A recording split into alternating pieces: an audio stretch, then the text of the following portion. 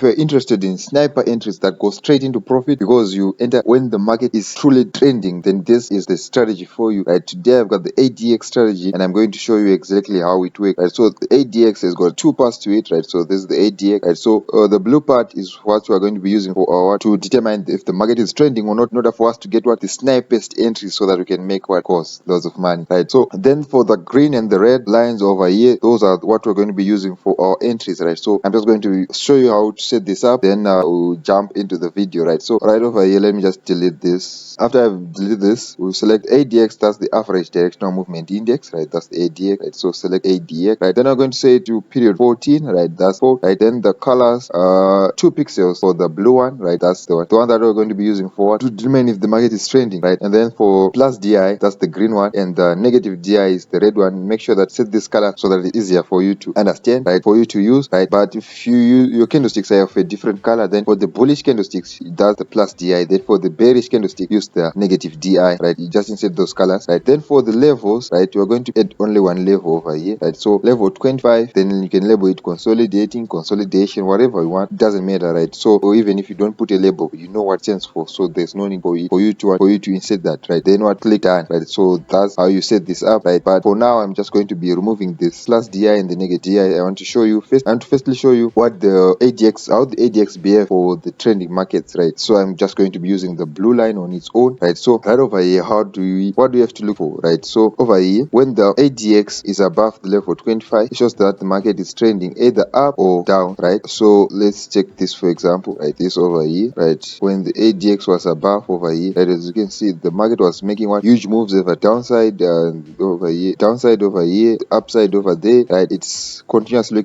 making big moves, right? And whenever as you can see, whenever the ADX is hovering around the level 25, the market is somewhat consolidating, right? So this for example is just hovering around the level 25. It's somewhat in a consolidation, right? Yes, even right over here it doesn't go straight up, but though this was better, a little bit better, right? But whenever the ADX is below the level 25, right? So let's take for this example, right? Is same over here, right? So it's going on consolidating, right? So that's how we determine the trend, right? So now that we know how to determine if the market is trending or not, now we can get what the snipest entries. So now for our entries, so now I'm going to be inserting this to white, and then for the plus DI, as I said, it's the green one or the color of your bullish candle, right? Then for the negative DI, it's the red one or the color of your bearish candle, right? Then I'm click done, right? So I'm just want to show you for the entries, then we'll combine all this. So for our entries, how do we, for our buy entries, for our buy opportunities, we're going to be entering when the green crosses over the red, it shows that the market is going up, and when the red crosses over the goes on top of the green, it shows that the market is going down. Like this for example, shows that the market is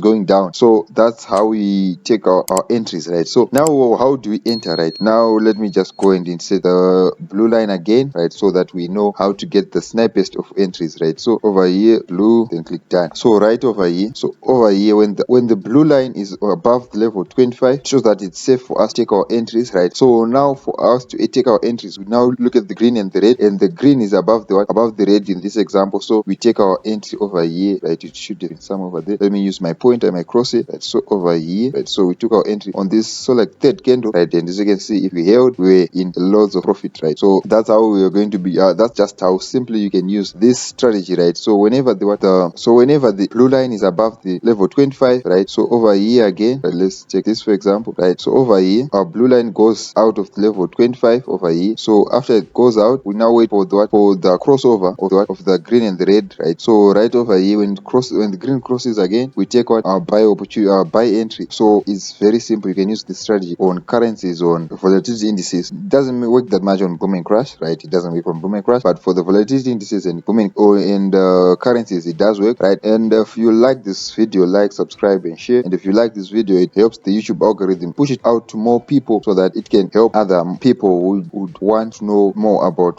this strategy, right? So right over here again, right over here, when the green and the red cross, why don't we enter immediately? If you know the answer, comment in the comment section down below, right? You can pause it so that you can comment. No cheating, right? I want to see if you understood what I was talking about. Explain to me why we don't enter yet. 3, 2, 1. Yeah, of course, right over there we don't enter yet because our blue line is still below the level 25 over here, right? So when it goes out of the level 25, then we can enter for our buy opportunities, right? So that's all about it in a summary, right? Then for the blue line, what do you have to know about the blue line, right? So let's take this for example, right? When it's pointing up, right? And as you can see, it's going down, and when it starts pointing downward, it's showing a pullback, right? So this can also help you in order to know that the market is now pulling back, because when it's pulling back, the blue line will point downwards, either the market was in an uptrend or it was in a downtrend, right? So whenever the ADX pointing downwards just shows a reversal, right? A reversal of some sort, right? So let's take this for example, right? Pointing up was this over here, right? When it started pointing downwards, that's when it started going up. Then over here we're going up. When it's pointing downwards, we've got a pullback. Pointing up, we continue going up, right? So that's how you can use the ADX. So if you like this, like this video,